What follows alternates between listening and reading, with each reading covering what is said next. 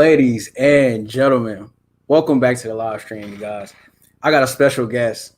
I look up to this guy as a mentor, man. I truly I came upon his content. I was really just looking for a lot of answers, guys. And this guy right here, man, the myth, the legend.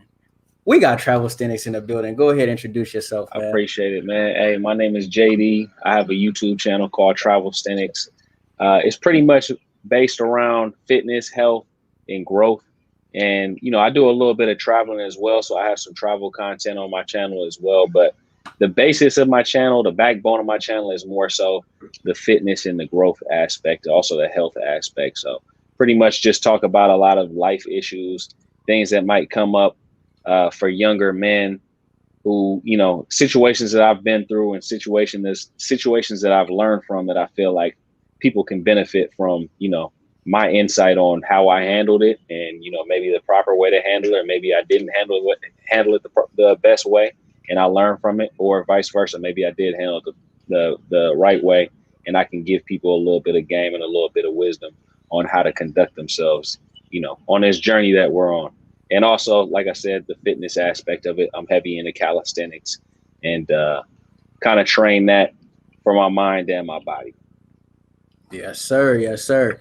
And that's the thing, man. That's one reason that I like truly I stumbled upon your site, and it was weird because when I came upon your site, I was like extremely new to calisthenics. I think this would be my second year doing calisthenics, and I was like really deep into it, and I got homeboys that'll tell you that, that'll tell me that, they're like, oh man, if you ever like point out Cam, he always in the park doing some pull-ups or something all the time, and Yeah. I picked it up when I was deployed, and I was able to transform my body, and that's when I knew I'm like, I don't even really need weights like that. And plus, Definitely. come on, bro, you got to admit it is impressive telling people you don't lift weights.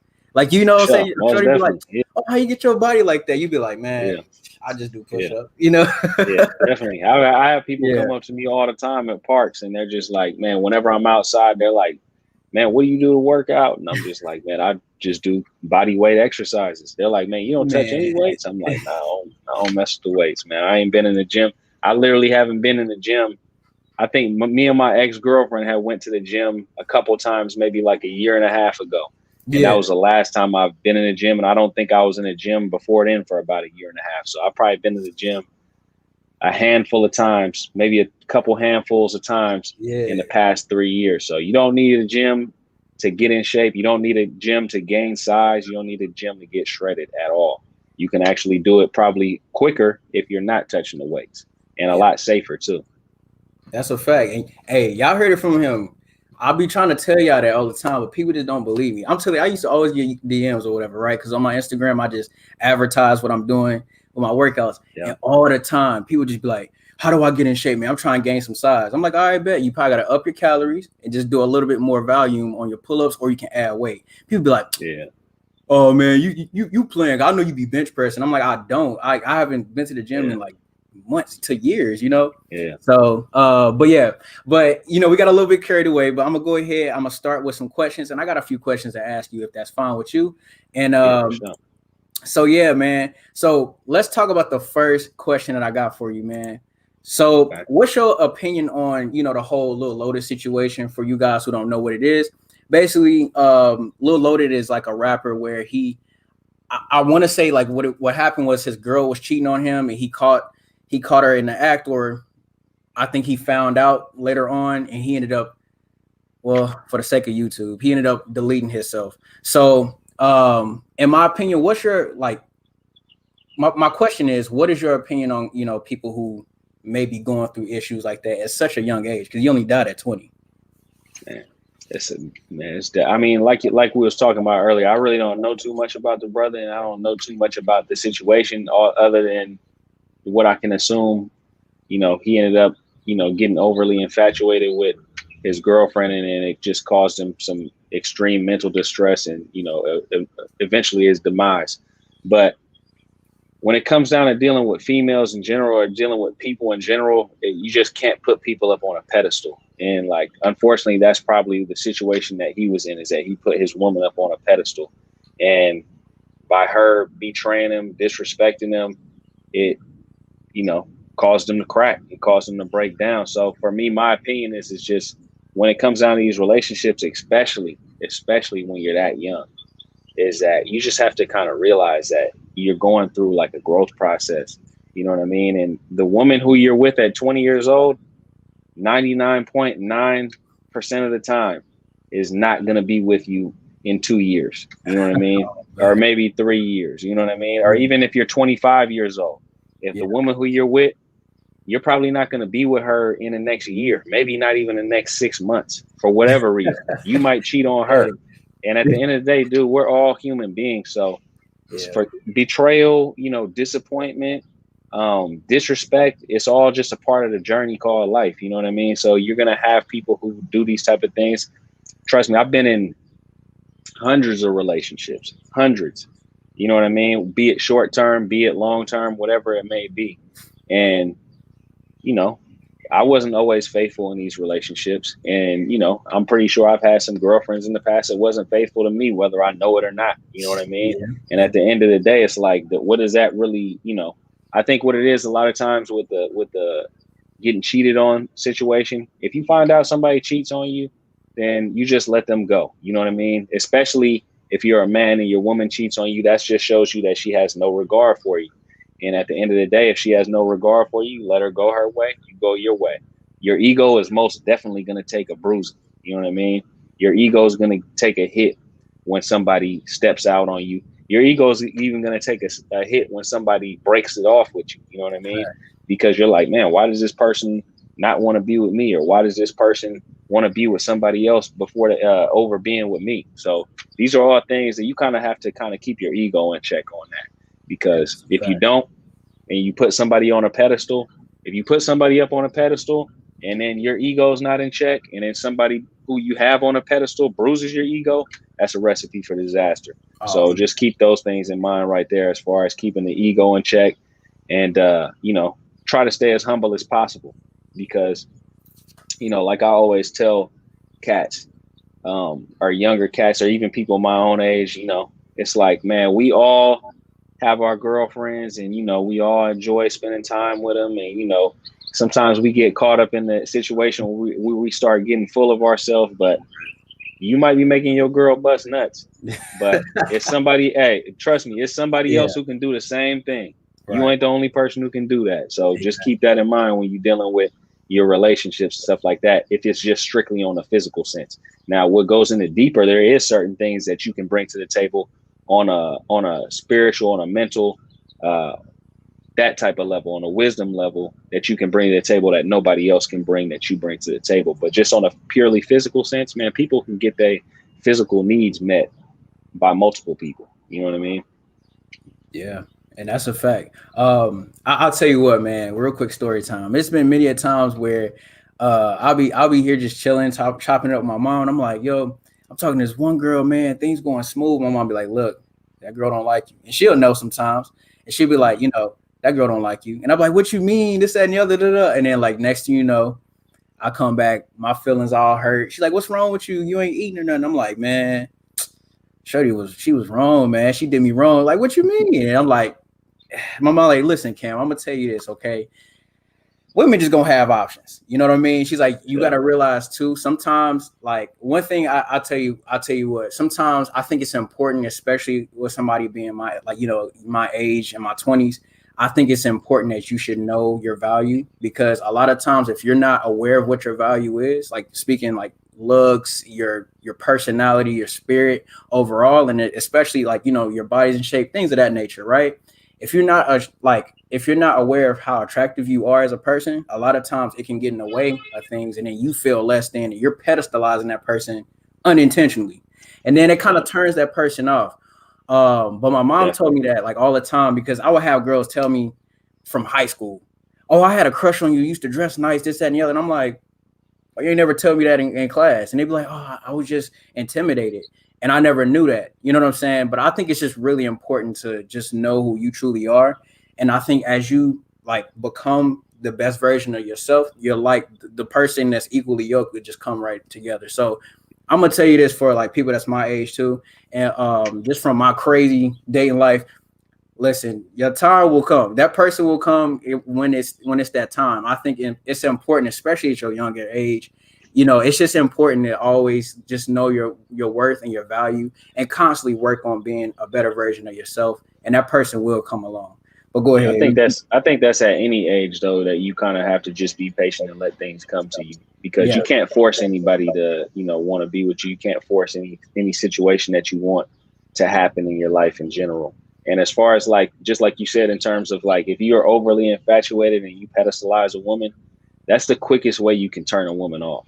You know what I mean? Is you be submissive to her and you always be at her whims. You know what I mean? So that turns women off. You have to be doing your own thing.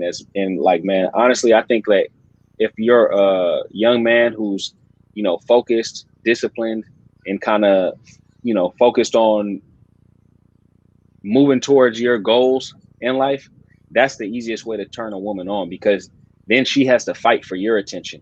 You know what I mean? Not necessarily fight for your attention with other females, but she has to fight for your attention for those goals that you're chasing. So she's just like, man, I know this dude's busy, but I just want a piece of his time. You know what I mean?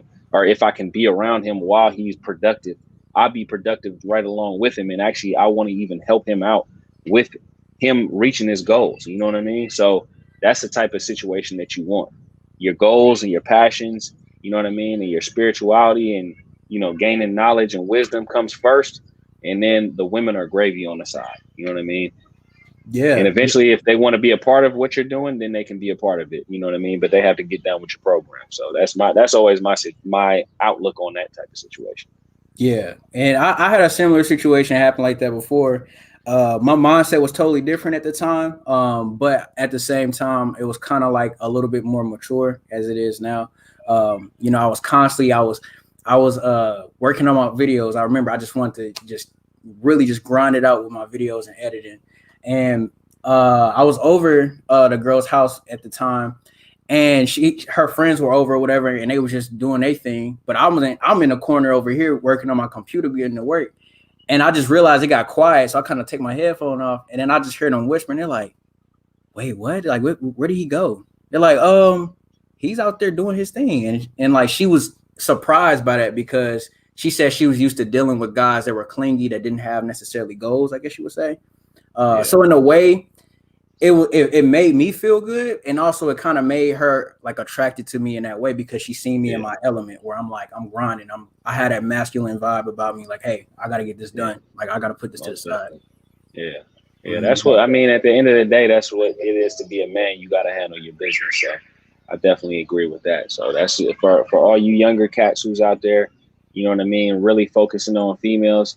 It's definitely more important for you to focus on your goals more than focusing on females. And when you don't do that, situations come up like the one with the young brother that unfortunately passed away, a little loaded. Yeah, that's a fact. And now that we're speaking about the dynamic of dating, I want to get your opinion on the red pill philosophy. What is your view on like women? And I'm gonna tell my piece real quick, and then I'm gonna tell you, I'm gonna pass it to you. So in my opinion, I think red pill philosophy, there's certain characteristics that I could take from it, because before I was that type of guy. I was overly consumed in that way of thinking, and in my opinion, it made me better as like, I guess you would say, like, as far as like productivity and work wise, because I was like, hey, I got to be focused, and it just helped me with my self improvement. But at the same time, it had a reversible effect where I view women as these Jezebels, and I was just being real stingy with my energy and all this stuff. And then I never realized that those people who are truly in tune with women, they know what's up. The guys who are in tune with women and they can master that side, and they could control their little head downstairs, more than likely, I think they're mostly successful. It's not about being a Chad or the Tyrone all the time. It's about getting your job done, doing what you do. But at the same time, cool, like, what dynamic you sit at when it comes to dealing with women. But I think a lot of times, a lot of people say red pill philosophy is it's not all about women. But a lot of times these creators make nothing but content focused around women. So it's like, which one is it? I kind of get confused. Like, tell me how to invest. If you say you got to stack your bread up and do all this stuff. Okay, cool. Show me the steps. Paint the way. You get what I'm saying? And I'm not saying it to discredit any red pill content creators. I'm not trying to get on that type of negative vibe or anything. That's just my personal opinion. But go ahead. Yeah, I mean, as far as that goes, that type of content, man, that's a tough one because, you know, I guess some people aren't really gamed up in terms of just, you know, their surroundings and just the reality of what's going on in the world. So they kind of need to go to, you know, a source like YouTube or something like that to maybe learn about a lot of these things. But at the end of the day, me personally, I feel like a lot of that red pill content is like fairly toxic. You know what I mean? Because it's just a lot of complaining. It's a lot of like blame shifting. It's a lot of, you know, feeling sorry for yourself. And a lot of these guys, you know, they talk about people with victim mentalities, but I mean, just the whole concept of that whole red pill movement is a victim mentality because you're feeling like, you know, the world is treating you so unfair because of the situation you're in. And at the end of the day, I feel like the best way to, you know, solve your dating problems is self-improvement and to work on yourself. So if you, and you know, I know some of these guys preach that too, but that's really the only thing it should be about is self-improvement, improving yourself, improving your fitness, improving your finances, improving your knowledge, improving your wisdom, improving your skill set. And eventually the right type of females are going to come into your life. But to me, I feel like having that negative view on women and just feeling like all women are doing this and, you know, female nature is like this and this is how all women are. It's like, man, you're basically eliminating the possibility of finding a good woman when you like program your brain like that, because there are good women out there. Because at the end of the day, women feel the same way about men. You know what I mean? Because, dude, there's probably less good men out there than there is good women. You know what I mean? So at the end of the day, like your main thing is like, okay, yeah, society might be pushing this, or, you know, the majority of females might be like this. Yeah, but you don't want the majority of females. You know what I mean? Anything that's worth having is not going to be obtained easily. It's just like a great physique. You know what I mean? I didn't get to where I'm at physically overnight. It takes time to do that. You're not going to meet the right woman, you know, who you can spend the rest of your life with, or the right woman who you can spend a good amount of time with, because, you know, nothing is permanent in the flesh. So at the end of the day, you know, a lot of these relationships come and go. You know, you can have a good woman and she might just only be meant to be in your life for 2 years. You know what I mean? And after that, you guys might have your differences. You might go your own way. You know, she might go her own way. So that's just the way that works sometimes. It's just like a lot. I look at it like this. All my relationships in the past that I've had serious relationships with, all those females were all dope. They were all super dope. Everybody had their flaws. You know what I mean? I have my flaws, you know, so I can't necessarily blame them 100% for what happened in our relationship. And they can't blame me 100% for what happened in our relationship. It just didn't work out at the time. We were two people, maybe in two different times of our lives.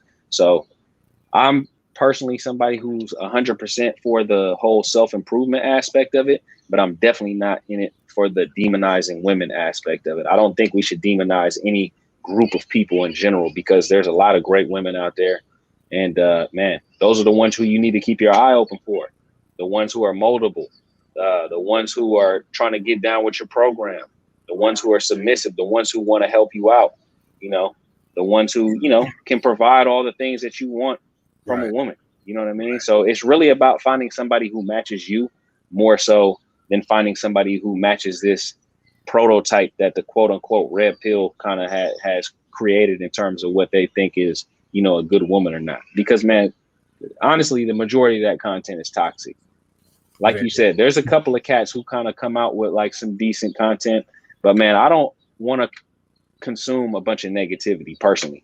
So I don't want to consume a bunch of content where it's just talking about women cheating and women trying to get what's a dude who makes more money and all this other type of stuff. It's just like, man, honestly, because at the end of the day, I've been somebody who's never had women problems. So, and that's just me personally. I understand that, you know, I come from like a privileged position in that, just because, you know, for whatever reason, I've always been able to attract women.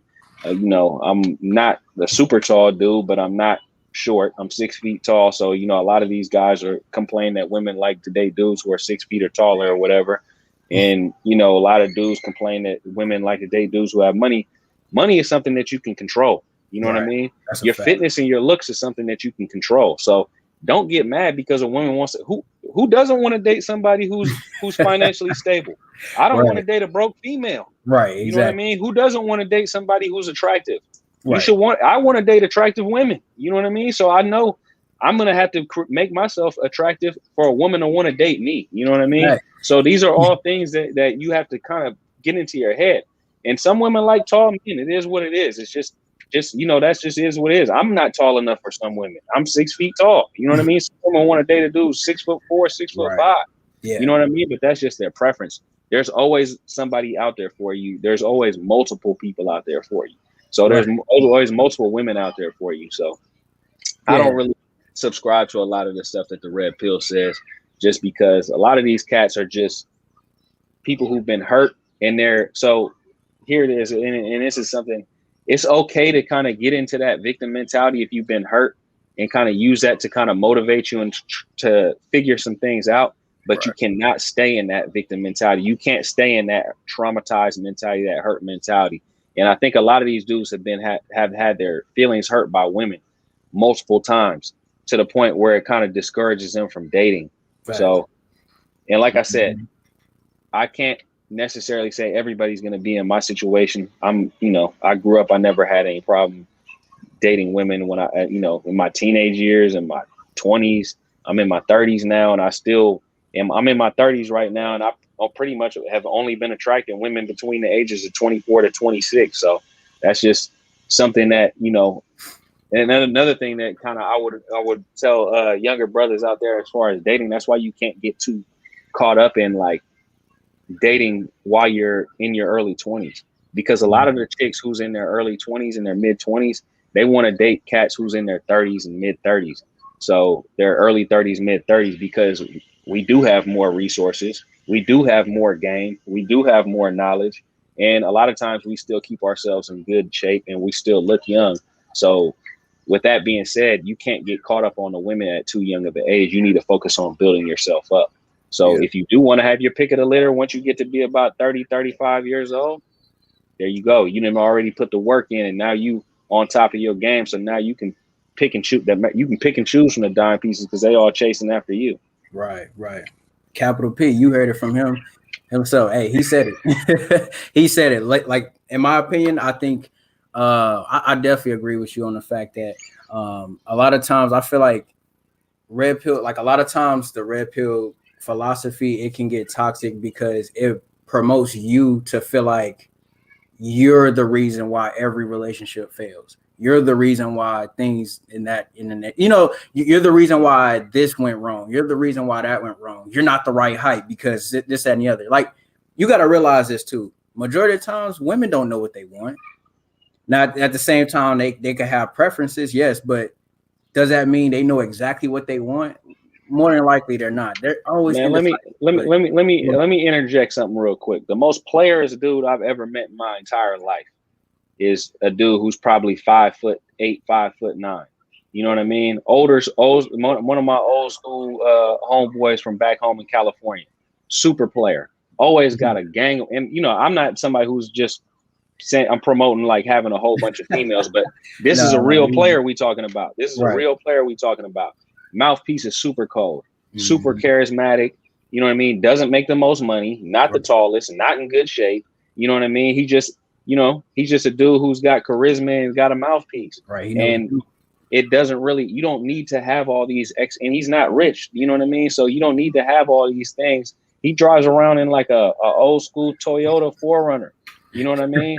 But the man he's in his 50s and he's still peeling broads who's in their early 20s. Right. You know what I mean? Right. So he's in his 50s and he's still doing that. Always got some cool looking, and I'm talking about cool looking females who's in their early 20s. Yeah. So it's not about, you know what I mean? It's really more up here than it is all the external shit. Like I always say I apologize for cussing, but like I always say on my channel, the external is like, that is what it is. You know what I mean? But really, it's all about what you got up here. And if you got the right mentality up here and you got the right game and you know how to kind of approach situations, then you're always going to win no matter what. And like my homeboy back home say, like, man, this is something that I got from him, my ultra player homie. I'm looking for who's looking for me. You know what I mean? So don't get caught up on seeing some girl that you like and think to yourself, oh, I gotta have her, or I gotta have a girl who looks like this, or I gotta have a girl like that. Man, just wait and see which ones come to you, see which ones send you the choosing signals after you put the work in to improve yourself. And more importantly, just be a good person, and see who comes your way, and pick and choose from that litter. Yeah, and in my opinion, I think too, it's a mix of that, and on top of that, make sure that you're engaging in social situations a lot of times, because what I would do sometimes, and I catch myself doing it sometimes, and I'm like, let me get out the house, because if you stay in the house a lot and you consume all of this stuff, you're just gonna think a certain way and things of that nature. You get caught in your own way, and you get cabin fever. So a lot of times, put yourself. You're not even living life. You're not even living life if you just sit at home and watch YouTube videos about how terrible women are. You know what I mean? That's a fact. Like, how are you even going to meet women if you're sitting at home watching YouTube videos about how terrible they are? You know what I mean? That makes no sense. Yeah. And in my opinion, like, you don't have to be, not saying you got to go to the club, not saying you got to go to this crazy fast paced stuff. But what I'm saying is just do something simple. Like, I used to do this whenever I was trying to do my whole my personal training as well. Oh yeah, by the way, check out the Patreon link. I'll go ahead and link it down below. I have tons of like content. I'm speaking 50 plus videos on exercises and things of that nature. So y'all go ahead and check that out. But I had to plug that in real quick. But look, sure, most definitely. I'm gonna tell you, like, a lot of times you don't want to be cooped up in that type of way of thinking, because what can happen is you start to believe all of this stuff, and then you isolate yourself, and then you become like an incel. You don't want to be like that. And also, you don't have to, like, when I say get into social interactions, it could be something small as just like when you go to the grocery store or something, just chop it up with the cashier, whether it's a dude or a female. Just talk to them like, hey, how you doing? What time you getting off, man? Oh, okay, well, you almost there, stuff like that. Just small talk, and it opens you up every day. And just do 3 a day. I always make sure, just do 3 a day. If it's like really a mission to do it, just do 3 days. 3 a day. That's all. Yeah. But go ahead. I mean, unfortunately, that's the problem with too much technology nowadays, is that it's created a lot of antisocial young people and a lot of antisocial young men. So, like you said, it's definitely important, if that's something that you actually have to like prioritize into, saying that you need to socialize and talk to people. Like, man, that should. I'm not going to say what it should be. I'm just going to say that it is a good practice to, talk to people and socialize with people, ask people how they're doing. I think that's common courtesy myself anyways. Whenever I, meet somebody or interact with somebody, hey, how you doing? Oh yeah, and then one thing I always say whenever I part ways with somebody is, man, have a great rest of the day.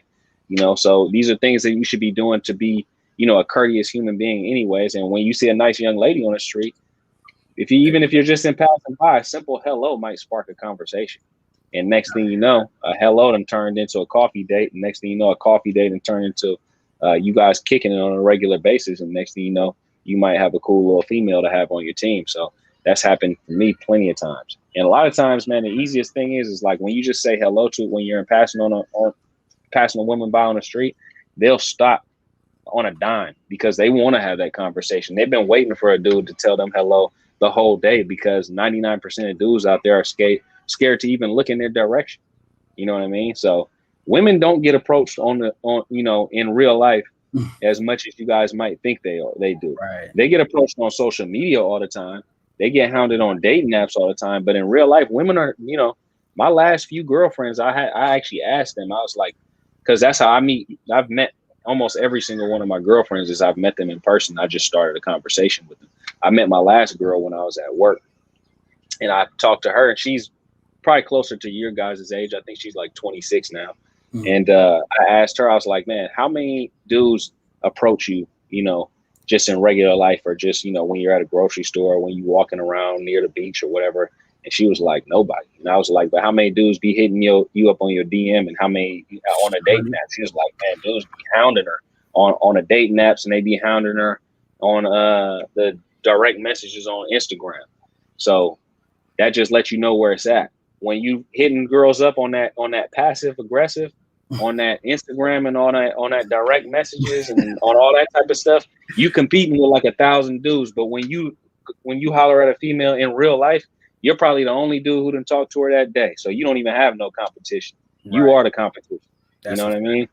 Yeah, that's a fact. So, and the thing is too, if a girl don't like you, it'll give you a better perspective. You know, it was crazy. I used to be like, I used to go ahead and I would talk to a few girls and I would have a chart of like, okay, this type of people don't like me, these type of people don't like me. Because I'm like, I don't even need to that analytics. You don't even need to do that. You just need to just go ahead. If you see something you like, then just go ahead and go with it. I remember when I was youngster, I was probably like around your age. You about 22, right? Yeah. So when I was about 21, 22, I had an older homeboy who was about my age, about 36, 37. And I used to kick it with him all the time. We used to go out together, go out to the clubs, go out to the bars, go out to the festivals, events. He liked to kick it with me because I had that young energy. I like to kick it with him because he had the game and the knowledge, you know what I mean? So his whole thing was we used to be hollering at females when we was out. He's just like, hey, look, after you go ahead and approach that first one, you open now. You know, that was his whole quote. You open now. Now you done got that out of the way. It don't matter if you got the number, if you got rejected, now you warmed up. Now you can go out and start hollering at some more. You know what I mean? Now your mouthpiece and got warmed up. Now you can get out there and do your thing. So that was always his philosophy in terms of like talking to women. You know what I mean? Get that first rejection. Okay, cool. I got that first rejection, but I went out and I did it. And once you see that you got that first rejection, you're like, man, I didn't even feel that bad. Like, I'm ready to go talk to another one. I done put and the thing is like people are scared to get embarrassed, dude. I done put myself in so many situations where you can just completely get embarrassed. Like, man, I remember me and my homeboy was at the airport one time in San Francisco. It was just fine, super fine. I think she was like half black and half Japanese chick who was like flying out and just a dime piece. You know what I mean? Yeah. Super crowded airport. You know how when you sitting down in them little seats at the airport, it's like hella people sitting down, right? For real. So me and my partners had seen her. We have peeped her. I scoped her out. And she was like in a big crowd, you know what I mean? So she's sitting down and I just came and plopped right down next to her and started a conversation. She was like, damn, you pretty bold for just coming to me in front of all these people and just starting a conversation like this and not tripping if I told you, you know, to get lost or not. And then I ended up peeling a phone number and ended up kicking it a couple times. So that's just, you know, if some people have a higher threshold for embarrassment than others. So I'm just the type of person I recommend just, you know, who cares what other people think? 99% of the people who you interact with throughout the day, you're not even going to see these people again. So who gives a damn? You know what I mean? For real. Who cares? Yeah. And that's a good point, man. All right. So I'm going to go ahead. Let me see. I got a few questions here. Give me a second. Okay. So let's move on to, I guess you would say a more interesting topic as well. Yeah. So what are some of the challenges that you deal with while traveling? Because I'm gonna let y'all know this man been everywhere. Okay. Like this man been around a lot of places, but go ahead. Yeah. So I would probably say, I wouldn't necessarily say that there are challenges. I'll just say, well, yeah, they are kind of challenges, but they're fun challenges that you have to deal with while traveling. Number one is like language barrier. You know what I mean? So that's the first thing that's going to be a challenge when you travel to another country. And I'm talking about international travel. So for me, when I travel internationally, language is going to be the number one obstacle in your way when it comes down to just doing anything, when it comes down to getting something to eat, when it comes down to finding your way to your hotel, when it comes down to reading signs. When it comes down to meeting women, all these different things, language is going to be the number one barrier. So my philosophy on language when it comes to going to another country is that you should always brush up on some simple phrases. How do you get here? How much does this cost? Hello, excuse me. What's your name? What's your phone number if you want to talk to a female? You know, just different things like that, you know, different questions. And then those type of things tend to be like icebreakers. And then eventually, if you choose to go to that country more often than not, you're going to learn a little bit more of the language. And, you know, a lot of times people might speak English in a lot of these countries that you go to as well. But a lot of times when you speak to people and you kind of start off the conversation in their language, even if you don't even understand what they're talking about back, and you kind of let them know you don't speak the language, they might speak English and they might be just happy that you even made an attempt to speak in their language. So language is going to be one thing. culture is going to be another, because we're coming from an American state viewpoint, American state of mind, and a lot of times cultures are completely different when you go to other parts of the world. So, for instance, when I first started going to Japan, I can remember one night, me and a bunch of my friends all went out to the club, right? So after we went out to the club, we had a bunch of girls with us that we met in the club, and we ended up all going out to go eat some, I don't know, it might have been some ramen or something. You know, people eat late night ramen, late night noodles and stuff in Japan. So we went to a ramen restaurant. Let's just say it was ramen for the sake of the conversation. And we ended up sitting down with all these girls, and we're like, you know, everybody's drinking water, and we're, because, you know, we had all been drinking, we eating noodles and all that type of stuff. So my glass of water ended up being empty. You know what I mean? Yeah. And then I saw like a bunch of other people on the tables' water was empty too. So I grabbed a little water bucket. I filled mine up. I'm like, hey, anybody else want some water? Here, you take this. Yeah. And then one of the girls that was there had hollered at one of my friends who lived in Japan at the time. This is probably when I was in my mid-20s. And she was like, man, why is he doing a woman's job? You know what I mean? Like, why is he pouring people's water? You know what I mean? And she was like, kind of like looking at me sideways, like, man, why is this dude doing that? And here I am. I think I'm being courteous. You know what I mean? But at the same time, she's like, man, why is he doing something that a woman's supposed to be doing? Wow. You know what I mean? This is what we're supposed to be doing. We're supposed to be pouring drinks. So, and that's something I had never experienced because I grew up in America, to where women don't necessarily, they would think it's demeaning if you ask them, you pour my water for me. You know what I mean? But that's just something that's normal in Japan and normal in a lot of other countries. So it's just things that like that you kind of have to take note of. And there's also a lot of things that you might do in another country that you might think is just normal here, but it actually might be disrespectful in that country too. So you kind of have to kind of game yourself up on culture. And that's why I say it's always good when you go to another country to either meet a cool female who can put you up on game in terms of the culture, and also meet like a cool guy friend, a homeboy, who can put you up on culture as well, as far as, you know, how to conduct yourself and how to handle yourself in a respectful manner. So those are probably two things that I would say are like probably some challenges, I would say, is like dealing with culture, dealing with the language barrier, and yeah, pretty much that. But is there any other questions you have in terms of the travel that you might want to get into? To be honest, I mean, you gave me up on, you said just basically the language barrier. You said the culture. I got one more thing that I want to actually answer about the travel as well. So for me, I'm somebody who actually lived in another country, and I've had girlfriends from all over the world. You know what I mean? Japan, Korea, Taiwan, Latin America, Europe, all these different places that I've like dated women. You know what I mean? Yeah. So, and even in the States, I've like dated some girls who were from other countries and stuff like that too. So one thing I would say that has probably been a common theme in terms of the most difficult thing about dating women overseas is communication. So a lot of times when English is not somebody's first language, it doesn't matter if you think that they're fluent in English, because they might speak English perfectly.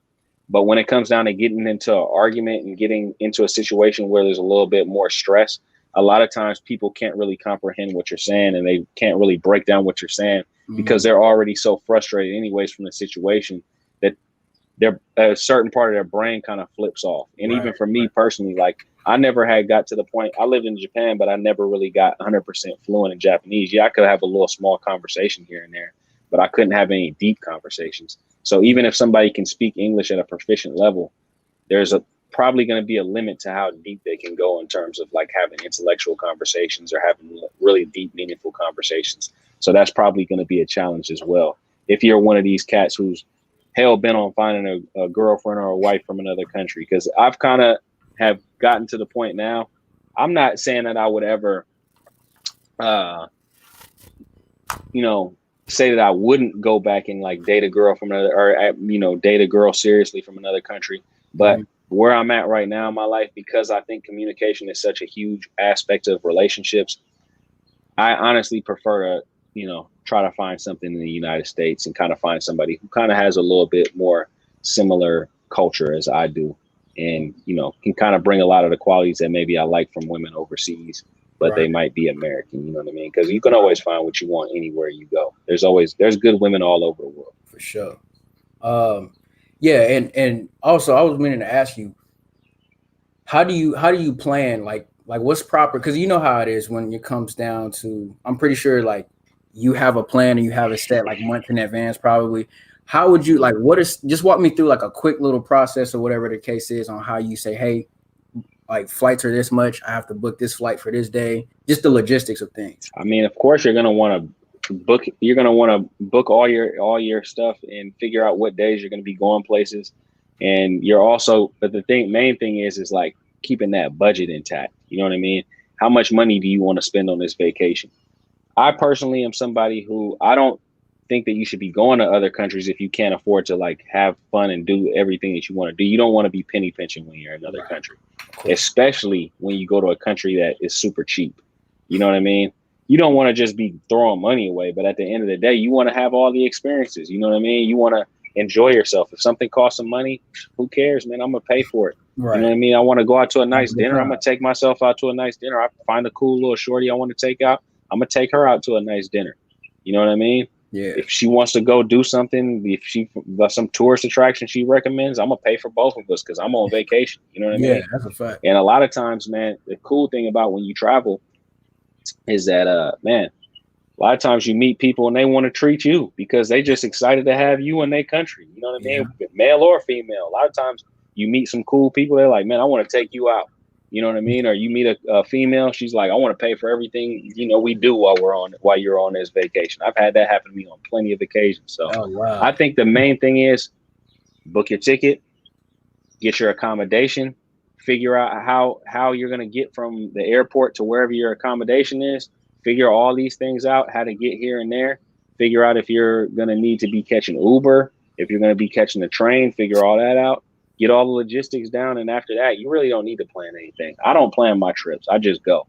And things usually end up working out for me in the long run with that anyway. So, yeah. And so how would you go about like socializing and like finding those friend groups? Do you just participate in like group tours? Do you go to bars? Do you go like what? Nah, usually what I do is number one, I'm a big coffee drinker. So I love to go hang out at cafes. I always like to bring my computer with me every trip I go on. So I just go to I find a nice cafe with some good coffee, nice pastries, bring my computer out there, post up for a couple, hour or two.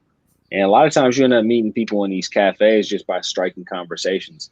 Oh, okay. Another thing is, I'm somebody who likes to go work out in calisthenics. I end up meeting people. I meet every place I go.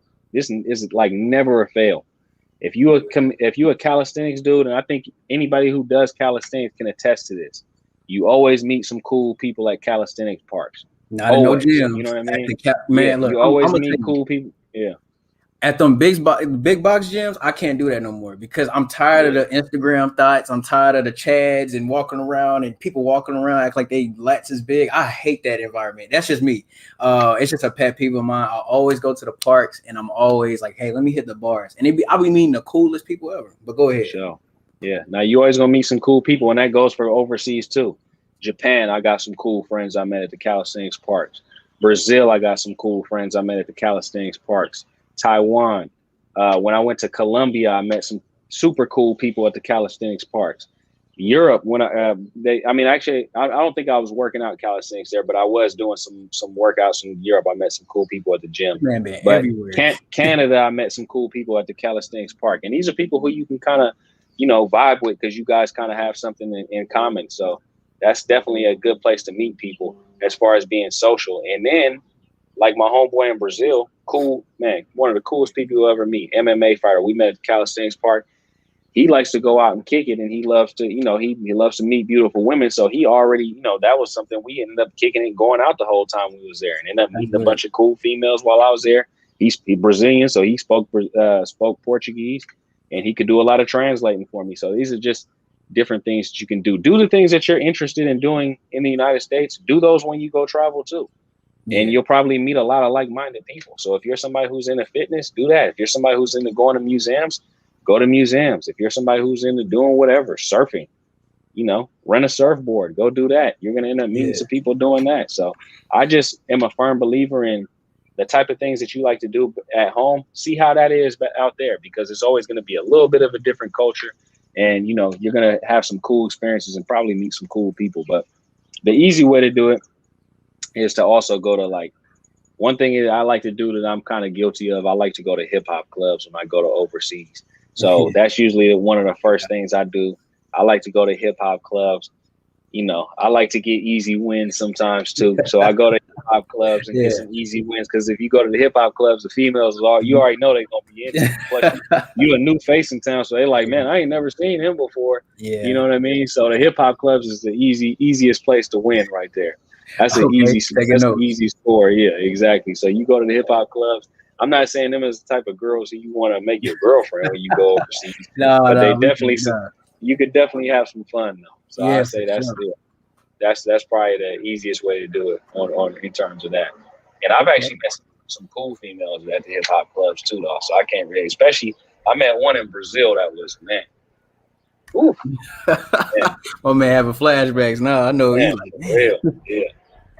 Yeah, man, that's lit though, man. That sounds dope. Because I was meaning to pick your brain about that, just how you get everything together. But yeah, man. Okay. Also, quick question. So, out of these two, this is just a random question. Out of these two, if you had a choice to, I don't know, let's just say that you had a choice to live in a country but you don't have a secure job, or would you rather have a secure job and then just constantly, frequently just travel? Depends on where you're at in life. So when I was living in Japan, I just went out and bounced out there and I just did it. But I went out there in my late 20s. So for me, I was just like, hey, I'm at an age right now where shit, if I come back to, the States, I can always get back on my feet if this doesn't work out. So if you're a younger dude in your 20s, I think it's just way better to just go live in the country, not go back and forth. You really want to experience it, soak it up.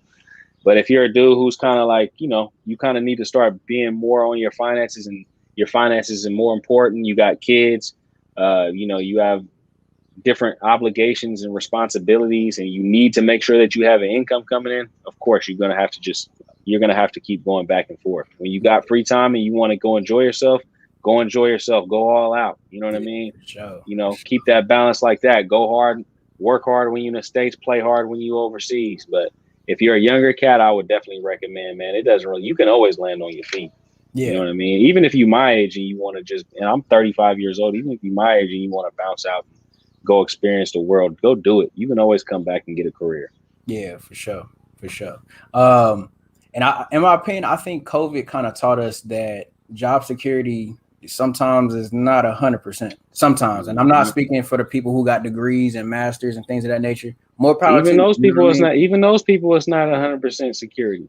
No such thing. So that's a fact. And like I'm a firm believer of like starting your own business and things of that nature. And I understand too, sometimes it may have to be the fact that you might have to go to a job and just kind of stack your bread up and then invest that bread into something else so it can transpire into something greater. You know what I mean? I'm kind of in the middle on both sides, but at the same time, I always was like, whenever COVID happened, that just really was an eye opener. I was even chopping up with my mom earlier, and she was saying she was like, man, COVID really taught me something. And I said, what's that? She's like, I think sometimes I'm putting in a lot of effort from my jobs or whatever the case is, but it's like I'm not getting that reciprocated back to me. So sometimes I think I should focus my efforts a little bit more on what I want to do. And I was like, that's a good lesson to learn, and I think overall, just like Travelsthenix said, you can always land on your feet and it's always going to be there. For me, coming from a military background, military is always going to be there. You know what I mean? And worst case scenario, like I'm already set up and things like that, and I have things in plan. So I'm gonna tell y'all this, just for the people that's my age and younger. Listen, man, secure that safety net first. Always make sure you put your bread in that basket first, just to kind of knock it out the way, and then I think you should enjoy it. But not saying you got to go crazy with it and devote 30 years of your life into one thing. If you want to be a doctor, you want to be a lawyer, pursue that, man. More power to you. But that's just my opinion on things. Yeah, traveling ain't for everybody either. You know what I mean? So if you are a type of person who wants to travel, that's great. But if you're not, you don't need to go out and travel. I know a lot of cats who just are pretty content just being where they're from. You know what I mean? And there ain't nothing wrong with that. Different strokes for different folks. Yeah. And that's me though. I love to travel, man. Like shoot, I sometimes I'll wait till it's late at night and just go on a drive just because, you know what I mean? Like I just love the adventure. I love to run into things that you know, just it's always something about life, like in traveling. You never expect it's something that's a new experience that's gonna happen. You know, I was doing DoorDash the other day, and I would drop some food off, and a possum was right next to my foot. Like you never, you have stories to tell. You know what I mean? You always have those experiences, and it just builds, you know, character and just your personality a little bit better. But yeah, so I wanted to pick your brain on this is the last question, and then we're gonna wrap it up in a little bit.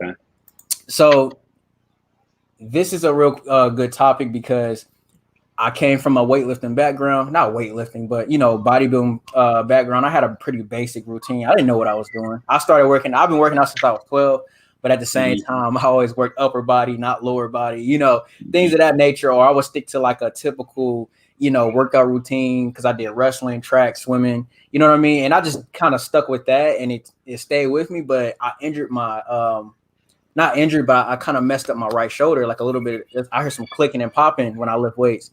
And so I decided to make that change on deployment to just start calisthenics. At first, I thought it was just for, you know, Abercrombie and Fitch model wannabes, you know, and I'm like, oh, they little, they hungry, they look small. And I'm like, nah, that's not necessarily the case. And I got humbled. And so, yeah, what's your opinion on calisthenics versus lifting weights? I mean, for myself personally, I'm more into calisthenics. I think it builds a lot of relative strength. It builds a lot of functional strength. You can keep a lot of your mobility. And I think for a long haul, I think it's better for you as you age. There's nothing wrong with weightlifting at all. I honestly think that it's a good thing if you can do both. But if you're somebody who kind of just wants to stick to one, I personally would go with calisthenics because I think it kind of gives you, also depends on what type of look you're going for too. I would say that. I'm not necessarily the type of person who's looking to get huge. You know what I mean? I'm 6 feet tall. I'm 180 pounds. I've got some good muscle mass on me, but I'm more so the type of person who's more so concentrated on being lean and athletic than I am being as big as possible. Because when I was lifting weights, I was like 200 pounds, you know what I mean? Or close to it, 195. I was around 195 pounds when I was lifting weights. So I was way bigger than I am right now, but it didn't look as good. You know, especially with your shirt off. It might look good with your clothes on because you kind of had that size, and like honestly, women be looking at you more so when you lift weights and you got your clothes on, and they're like, damn, this dude he got a build on him. You know what I mean? But when now when I'm at the beach, it's like, nah, you know, when you come through with the 6-pack and you all shredded up, like you're gonna be turning all the heads. So it also kind of depends on where you live. I live in Hawaii, so it's kind of the better look for me to have the calisthenics look. Then the calisthenics looks like lean, athletic, still got a good amount of muscle mass, but that gym look, you know, that bodybuilding look is like bulky, size on you. You know what I mean? You got the intimidating look. So it really kind of depends on what you're going for, what you kind of want. Some people want to have that big look, you know, and they want to gain size. That's not necessary for me. I'm 35 years old, so as I age, I want to just concentrate on still having the muscle mass, but being lean with it. You know what I mean? As my homeboy Day always say, man, be lean with it, rock with it. You know? Yeah, that's a fact. Because the crazy thing is too, it's like for me, I came from that background, and I was like wanting to get big and all that stuff, and then I realized I'm like, dog, why am I getting tired when I go up a flight of stairs? Like I'm like, bro, come on, man, I can't do this. So you know, as my body changed. And you know, I'm 5'7", 5'8". So being 185 pounds, being close to 190 pounds, that's bro, that's such a like detrimental thing on your frame. Like it's not that good. Now if I'm like 6 feet and I'm like 180, 185, okay, cool. Like I can get away with it. But because of my height, I can't do that. And so then I realized that, and I was putting all that weight up and just loading it up and just ego lifting all the time. And then I realized I'm like, dog, who am I trying to impress in here? Like, why am I lifting this weight, and why am I killing myself putting all this weight on my back if you know that's not really healthy? Another thing I would say is like, I think weightlifting, if you're not careful, you can lose a lot of mobility doing that. And another thing is that it's not as you're gonna be way more susceptible to injuries when you're lifting weights. So those are two things that I would throw in there as well. So if you're somebody who's trying to have like the longevity, then calisthenics is definitely a good one. You can get injured doing anything, so you just got to be careful and make sure if you're weightlifting, very important to follow correct form. Calisthenics, extremely important to follow correct form. So you can't get away from that. Yeah. You got to go full range of motion. You got to go, slow and controlled when it comes down to all these exercises. Otherwise, you can hurt yourself in either weightlifting or calisthenics. So and mobility is key. So to all you young cats out there, you got to make sure that you stretch. Even cats my age or older, you got to make sure that you stretch it out. You got to make sure that you stay mobile, because mobility is really the key to longevity. Not lifting weights, not running, not cardio, none of that. Mobility is the key to longevity. So you got to mix all of those things in, but mobility is the main one, because that's what's going to have you have good posture when you get older. That's what's going to have you still be able to walk when you're in your 80s and 90s. You know what I mean? It's the mobility. Still be able to reach for things. So mobility. I can't stress that enough. Mm-hmm. That's a fact, because a lot of times when you focus heavy on one side when it comes to like strength, and you like, I want to purely work strength, you got to realize this too. As you putting on more weight, that's more stress on your body, like on your heart. Your heart is an engine. So once it stops, it's a wrap. So once I started taking that a little bit more serious, and then I started caring about gut health, because I had many a times where I would eat, I was just eating anything. I had that bulk cut mentality. And then I realized, and I was like, well, I can't necessarily do that, because if I'm focusing on bulking, I was eating Chinese food, throwing it up the next morning. I was drinking and it wasn't my lifestyle. I could tell it wasn't for me, because I'm like, bro, like it's not working for me. Like it's not. I can't just hold the food down and pile packs and packs on food. But let's be honest. If you do want to put on some weight, of course, you're going to have to up your calories a little bit, but not extraordinarily like, oh, I'm eating 4,000 calories a day.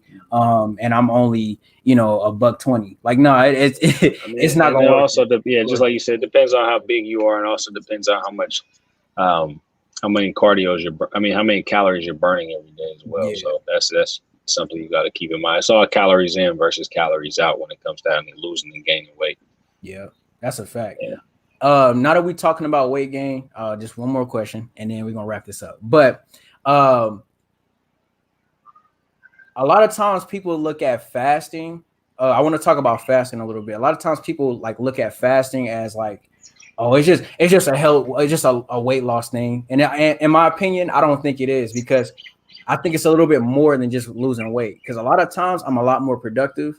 I save a lot of money. I don't gotta run to the store. I don't have to go back and forth. A lot of times it's easier just buying a meal or two, and you could whip it up in the kitchen and call it a day, compared to you just constantly going out. Oh, I'm hungry, I'm gonna eat. And then that promotes you eating because you're bored.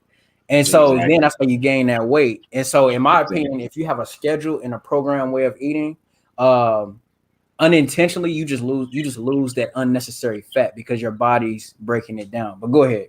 Yeah, I mean, like we said earlier, calories in versus calories out is always going to be the ultimate thing on weight loss. But another thing when it comes down to intermittent fasting is that you have a shorter eating window, so you're not going to actually have as much of an opportunity to consume as many calories, unless you're binge eating, which is dangerous anyways. But so another thing is that there's multiple benefits to fasting. Like you said, it's mental clarity.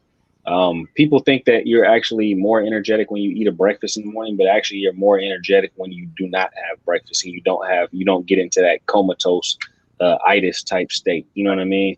Because if you had that big breakfast, you're gonna have itis afterwards. You're gonna be, getting that food coma, and you're not gonna want to do anything the rest of the day. So you have more energy when you're actually fasted. I get better workouts in fasted. Also, there's also plethora of different benefits in terms of like autophagy, which if you're fasting long enough, you start getting cellular repair. These are things that can help prolong and create longevity in your life, anti-aging, all different types of things. As a matter of fact, I'm going to make a plug on mine. You go to my website, travelsthenix.com, go to the product section on there. I have a ebook on there about intermittent fasting and all the benefits, mental and physical. So that's definitely something to take heed of. And you can do your own research on it as well. But there's so many different benefits to fasting. And then discipline is another one as well. So for me personally, I do typically 18-hour fast every day, which is not very hard for me.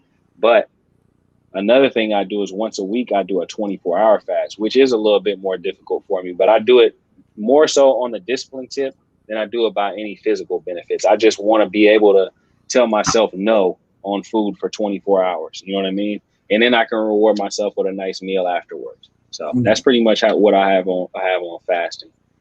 Yeah. And in my opinion, it's like a cheat code in a way. If you're a person that's like, I don't want to eat all this extra crazy healthy stuff, you can prep your body to eat that cheat meal or that cheat day, because a lot of times, you know, that cheat meal, it may be calorie dense, but because you didn't eat prior to that, you don't feel as bad. And of course, you don't want to make a full diet plan of eating fast food, because that's just all kinds of health problems and issues. That's counterproductive right there. Yeah, for sure. You're gonna kill yourself doing all that. So what I recommend is, like, I do fasting all the time. So I started with the 16-8 method, you know, and then as I got more used to it, like for like 2 weeks, then I would change it up, increase it just a little bit more. So I go like 18 hours fasting, and then I would, you know, eat for the rest of those hours.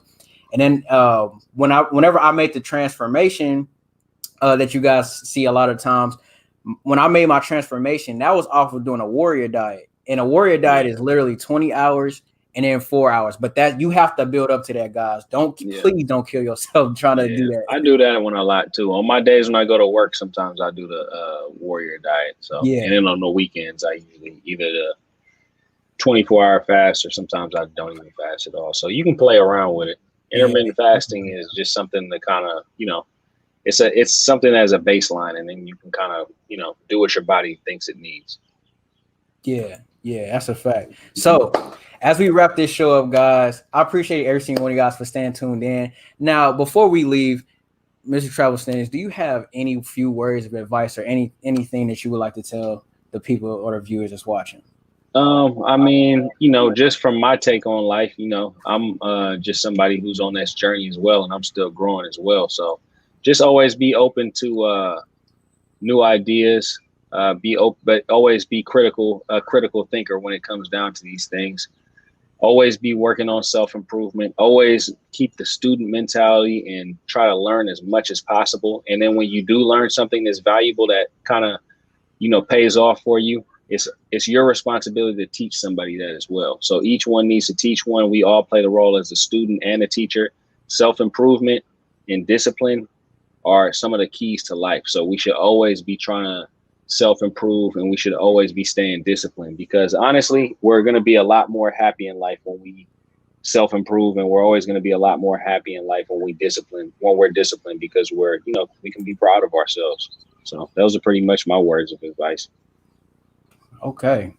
Thank you so much, man. It's truly a blessing to have you featured on this channel, man. I truly appreciate it, man. Like I appreciate everything that you've done. I feel like this is truly a blessing, and just to chop it up with you, man, and just talk one-on-one and do our thing and just chop it up about just topics and questions. Yeah, man, I enjoyed it.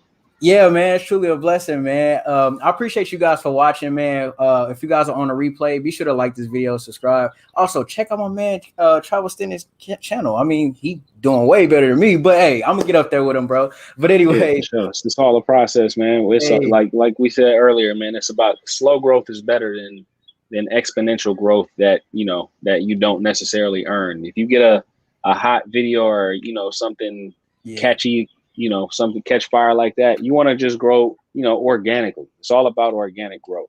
That's a fact. Yeah. And I appreciate y'all for watching, man. And y'all stay tuned for more content. All right. But until then, peace. All right, y'all. Peace.